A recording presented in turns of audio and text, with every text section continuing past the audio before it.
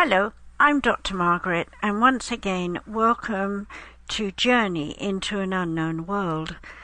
As I always say in the beginning of these shows, that I'm here not to brag about who I am or what I do, or to impose upon you my thoughts, my wills, my ideas, but rather to share with you information that I believe will be helpful to you.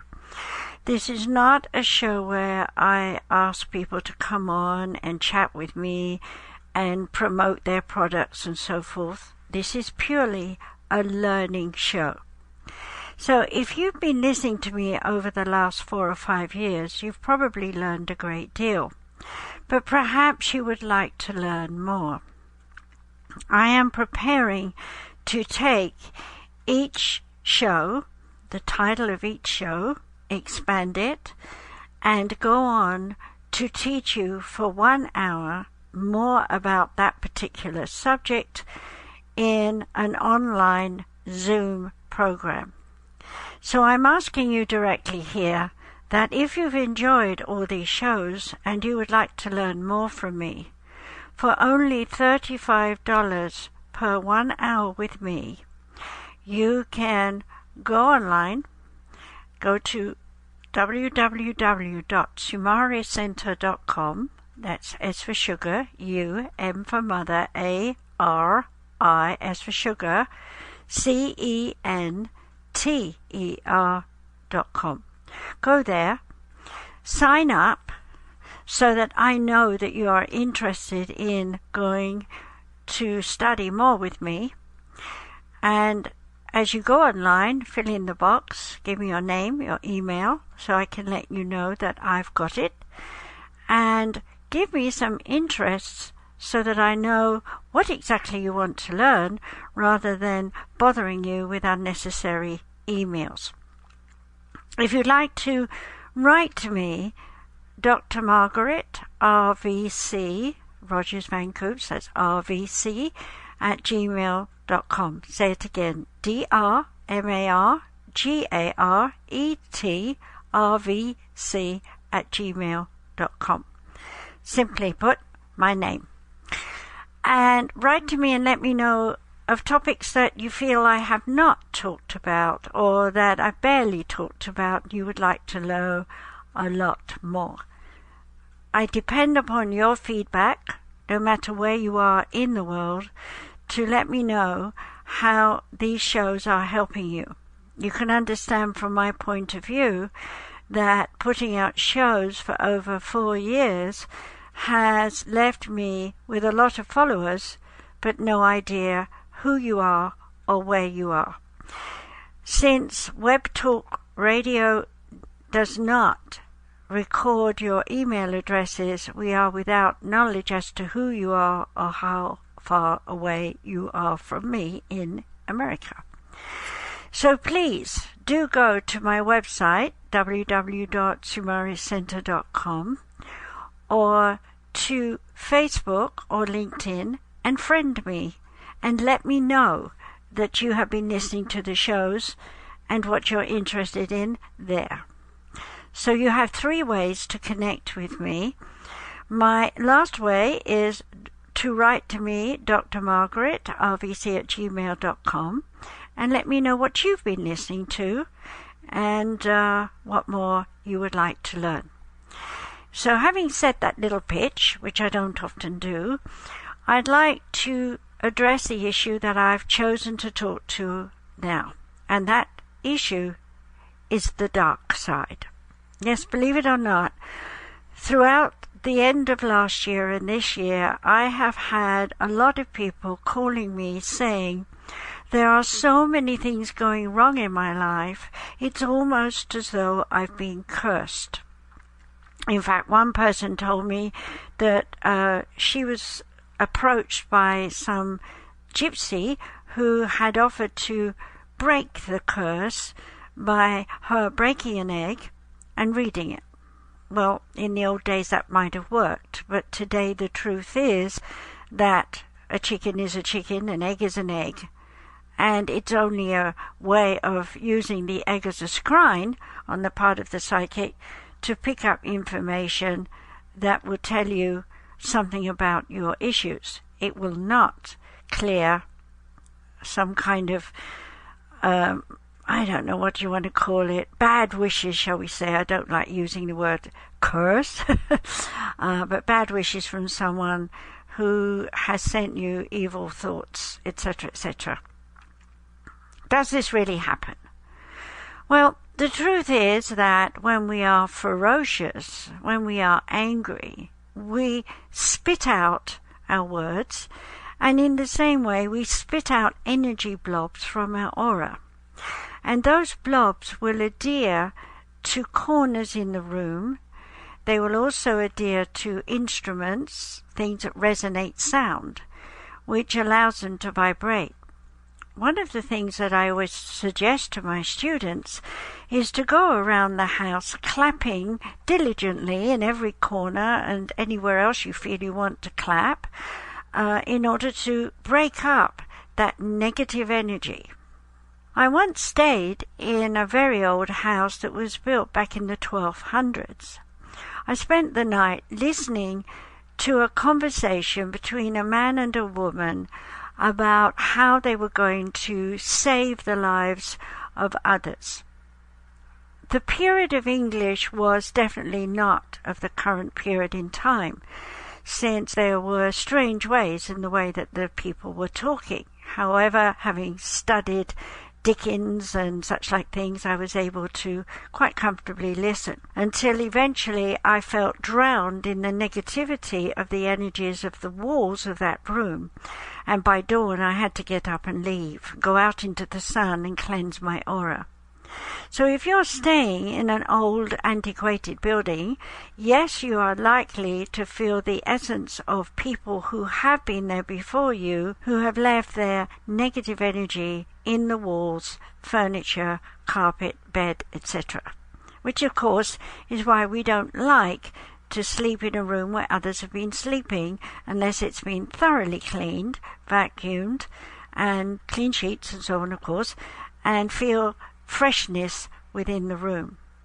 I'm sure many of you have stayed in hotels, of which some of them you walked in and said, this place is horrid, I can't stay here.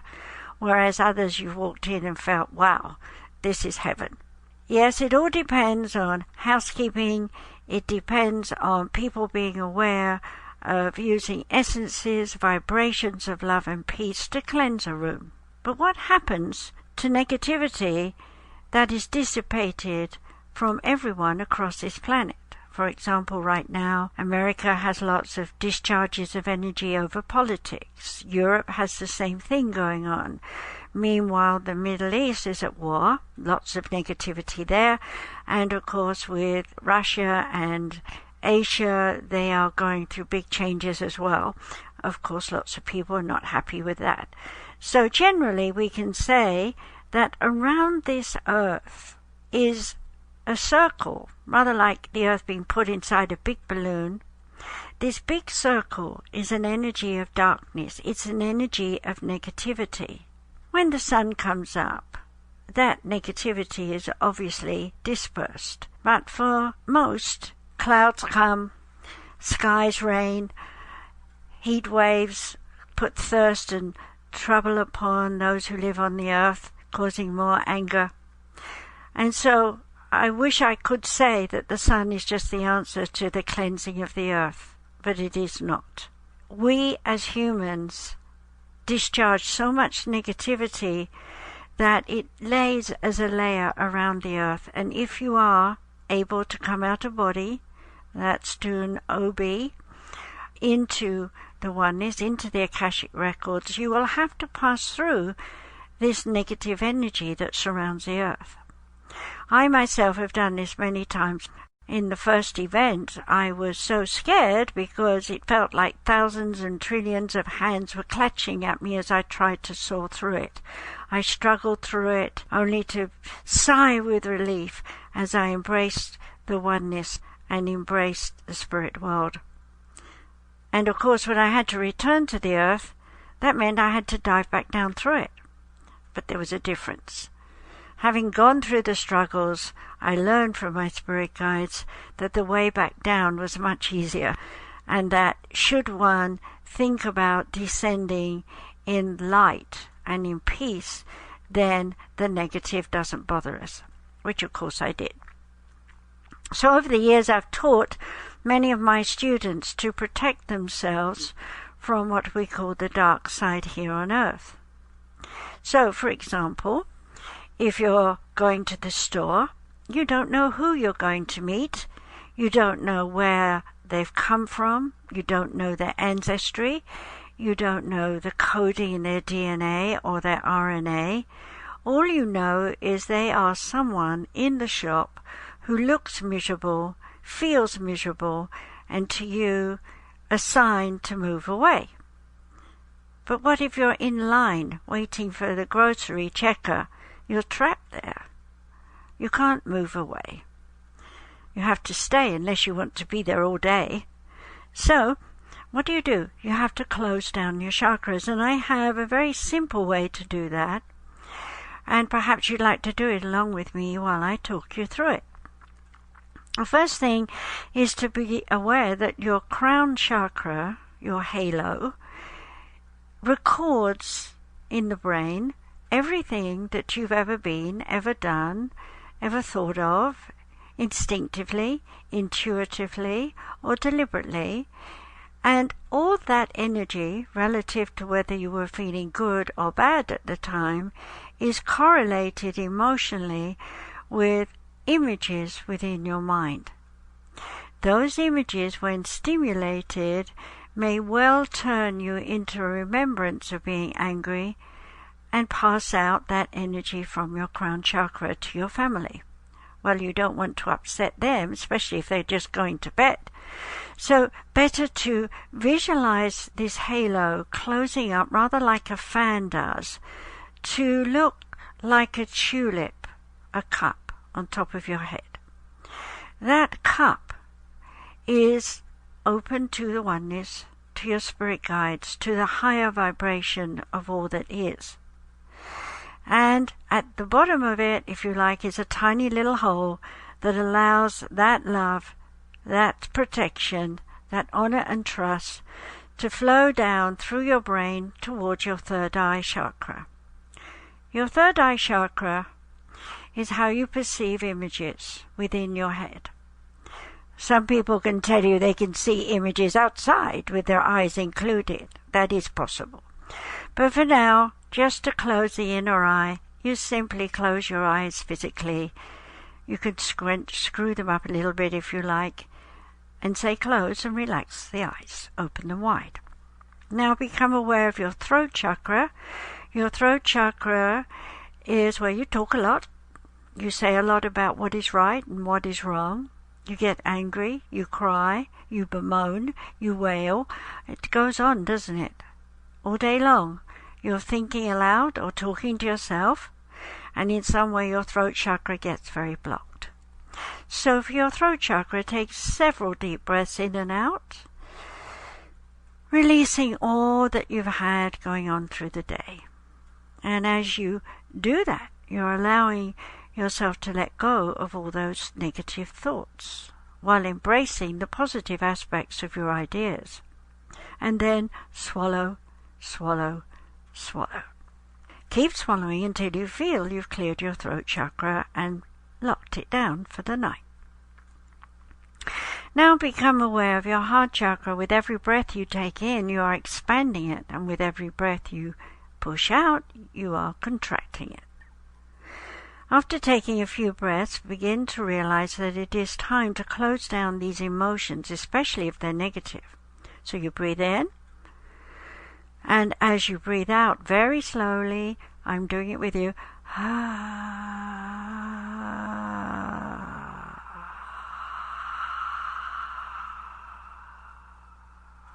closed. I deliberately made a lot of noises so you could hear me, because you're not looking at me. When you breathe so long and so slowly to the point of close, you are ready to take an in-breath. And that in-breath will solidify, I have closed myself down. Okay? Now, solar plexus, pull the tummy muscles in. Those abs need to come in, to bring them in slowly, feeling the little bit of tension that you can sense. You want to feel that. That piece, that little area of tension means you've closed down.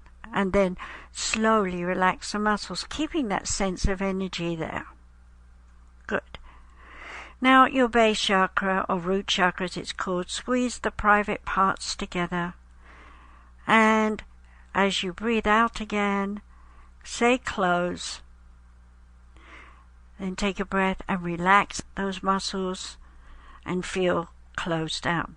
Now, we have to take a look at the spleen chakra. And the spleen chakra is at the left side rear, moving diagonally through the body to the right front side.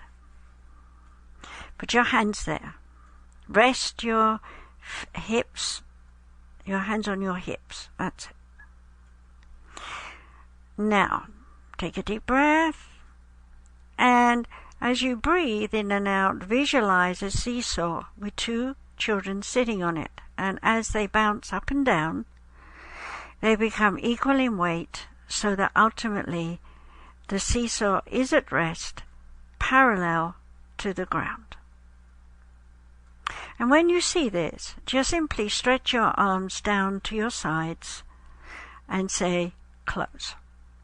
Now make a fist with your hands, wriggle your feet, and say close for your hand and feet chakras.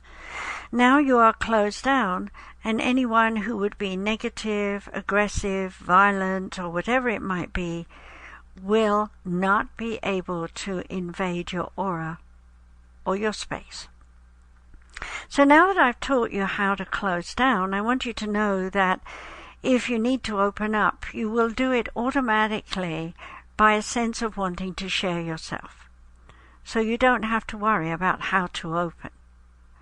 But what I do want to say here is, going back to my analogy of walking around the store, that you can never tell who is going to be negative or positive. So my advice to you is to do this practice short, I want to call it little meditation, to close down your chakras even before you enter a store, a movie theater, a mall, or anywhere where there's lots of people, especially a ball game, for example, because everyone is hyper and everyone is throwing out their anger or their rage at the game, but actually it's fueled by their history.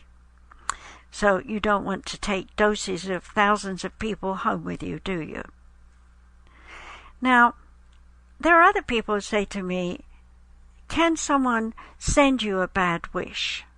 Well, the truth is we can send anyone anything by mind, thought, emotion, spirit. But the ultimate thing is that if the person's vibration is on a higher one from the one who sends it, then all it's going to do is bounce back off them and straight back into the person who sent it, making them feel doubly miserable. So my advice to anyone who wants to send a negative wish to someone, don't do it, because you'll bring more troubles upon your own shoulders. That's under the fourth law of karma of like attracts like in the mirror image. We are supposed to learn to share in love without judgment. If you send a message with judgment, it will surely be refused under the first law, and you will surely receive it back. The next thing to be aware of in terms of the dark side is that people say to me, well, is there an evil spirit that's going to feed off my energy? The truth is, any evil spirit, in quotes, is likely to be an earthbound. That is, a person like you who has passed over, though, and doesn't know where heaven is. Maybe they're still hunting for their little dog that they think that got lost, or maybe they're worried about their children so they can't leave, or maybe they've stayed around because they're fighting for a cause, i.e. World War II or One. Or maybe even older, back in time, they were fighting for a cause for the crusade, shall we say. The oneness has no time.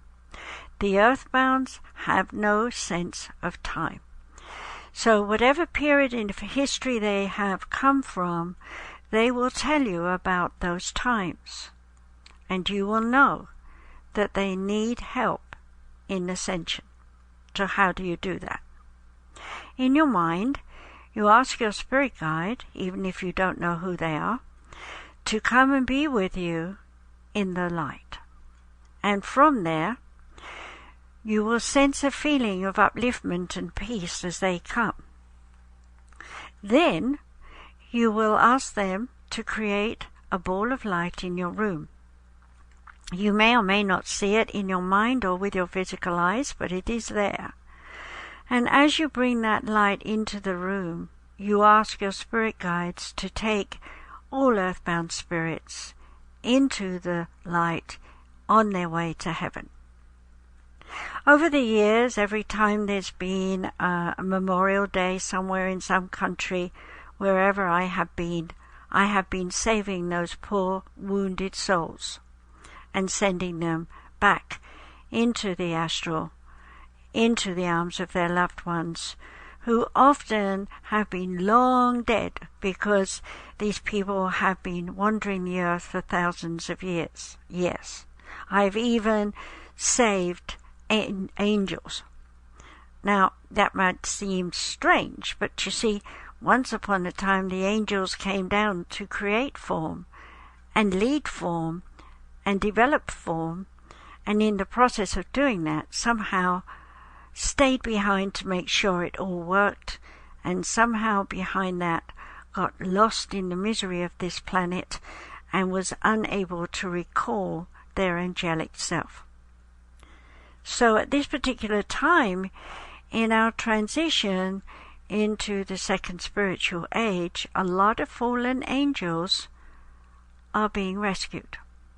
The Catholic Church calls them succubus. Why? Because they believed that these fallen angels would suck our energy, deplete our insecurities, wisdom, or whatever we have from us, leaving us as a vegetable, a ranting and raving lunatic, if you like. Well, that was the eyes of popes and priests long dead. Okay? Today we don't believe those things.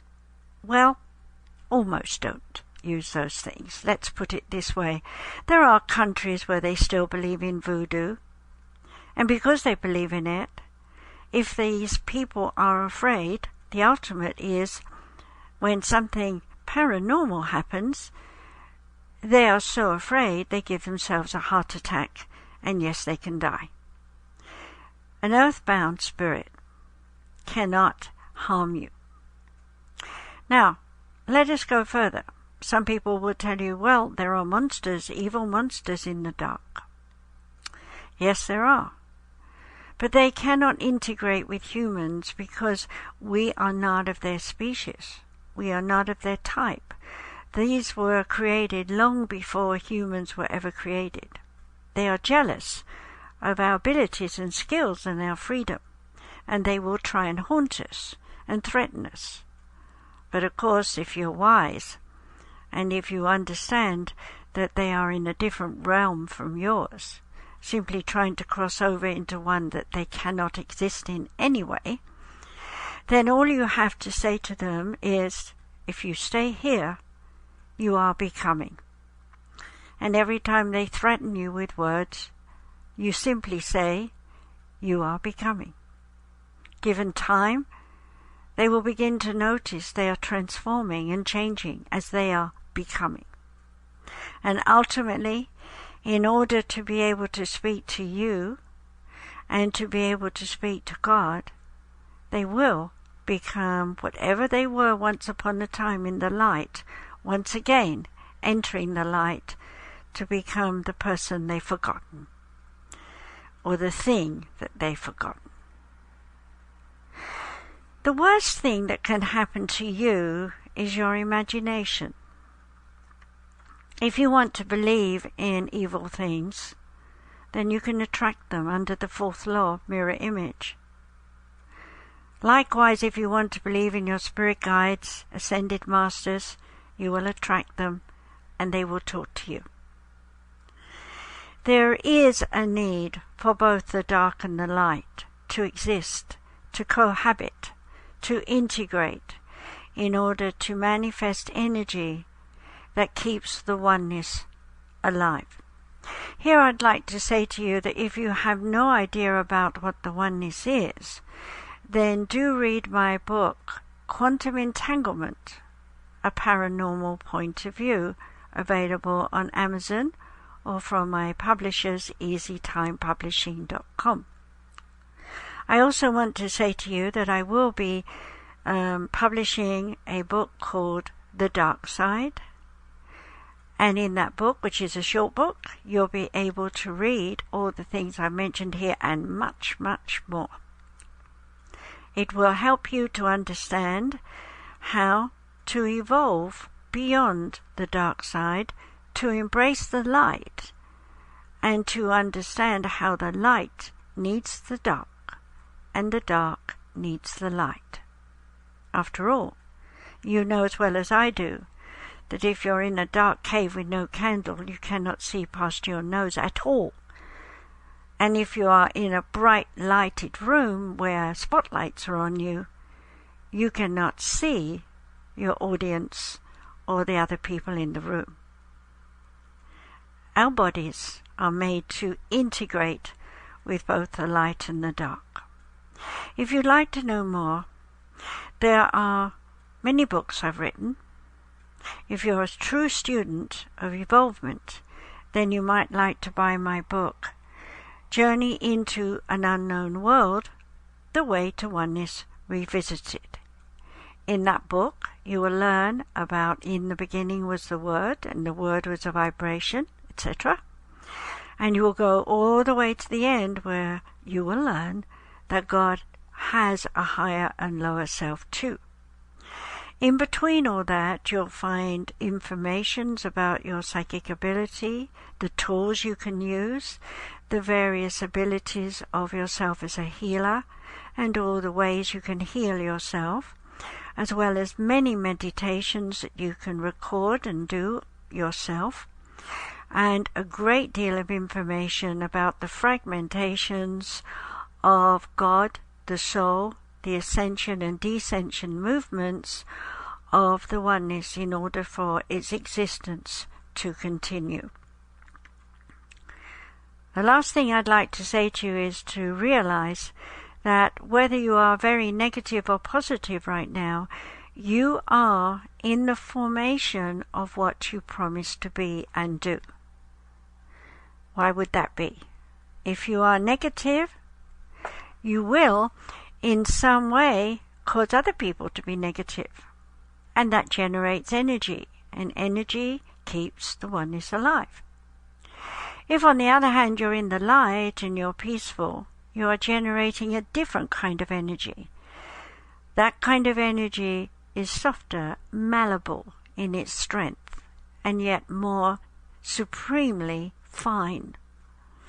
The way these two energies, the dark, which is heavy and dense, with the light, is imperative to the continuation of the oneness. If everything was just perfect, we would stall, we would be still, we would have no growth. I'm not justifying anyone to rush out and kill someone or do something bad. I'm simply saying it is the way of nature that when something needs to be done, we judge, condemn, alter, and change for the better. When something is so easy, it's just taken for granted, we tend to abuse it and misuse it, and ultimately another negative is created. For those of us who share and love in light, be aware that without the darkness of your growth, you wouldn't be where you are today. Each of us is a model, and I hope that those of you who are listening to this will begin to understand that you are both dark and light, You are perfect in all that you are, for the oneness needs you to be exactly as you are. Yet, as the oneness transforms, so in the mirror image it flows back down to you that you too can transform. In this period in time now, in the second spiritual age, we are all transforming. So enjoy the change. Well, that's the end of my little talk for today. Thank you very much for listening to me. I hope that you will come back time and time again. And by the way, watch out for my audiobook, The Dark Side. Bye.